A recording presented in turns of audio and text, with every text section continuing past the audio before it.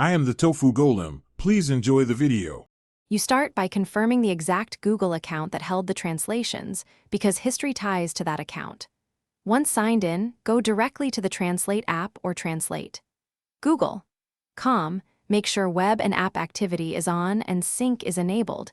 These settings allow Google to store translation logs.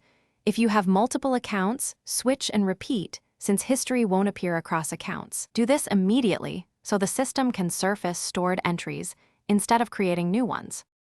Next, go into Account Settings and open Data and Privacy, then Web and App Activity. This is where translate actions are recorded. Use filters, set product to translate and narrow by date, so you only see relevant entries.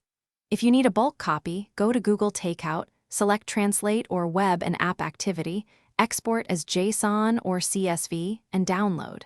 This gives you a readable archive. Make sure to keep the exported file secure, because it contains personal search content. Finally, open the exported CSV or JSON in a spreadsheet or text editor to restore or review translations. You can copy important entries back into the app manually. Make sure you don't clear app cache or sign out before you export, otherwise some entries might vanish locally.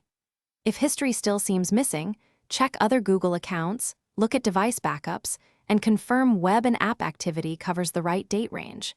If necessary, contact Google support for account-specific recovery options. Thanks for watching. Consider subscribing if we helped you today.